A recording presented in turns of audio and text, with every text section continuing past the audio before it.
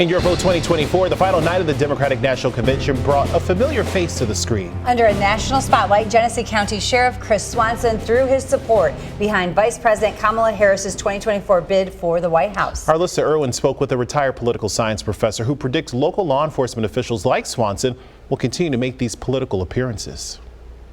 Genesee County Sheriff Chris Swanson got a prime-time spot on the final night of the DNC ahead of some well-known names, including Governor Gretchen Whitmer. It's as Democrats led up to Vice President Kamala Harris's address. Sheriff Swanson touched on the 2020 protest in Genesee County for the Black Lives Matter movement, where law enforcement and protesters walked arm in arm.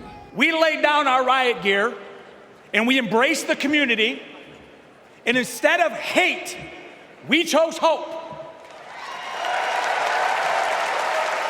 That walk with us has become kind of his slogan. That really got him a lot of national attention. Sheriff Swanson told the crowd at the DNC the U.S. needs a president committed to protecting, serving, and unifying during moments of social unrest.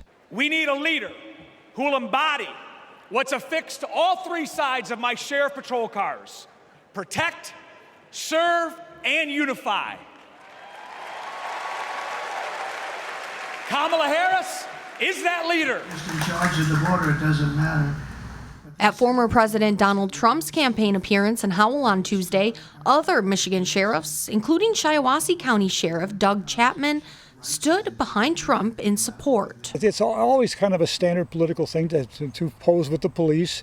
You want to be in favor of law enforcement. And as I say, as crime becomes an issue, it's a significant critical thing for both parties to align themselves with law enforcement and say, yeah, we're in favor of law and order. Law and order is always a hot button issue. Retired Mott Community College political science professor Paul Rosicki said the in-uniform speeches and endorsements will continue from leaders on both sides of the aisle and could even increase. And for Democrats especially, it's been a hot button issue. They've been attacked on that. So bringing law enforcement out is really kind of a way of dealing with the issue for Democrats to avoid the criticism they sometimes get. Sheriff Swanson previously appeared in an advertisement for President Biden, which aired on TV and streaming platforms earlier in the summer.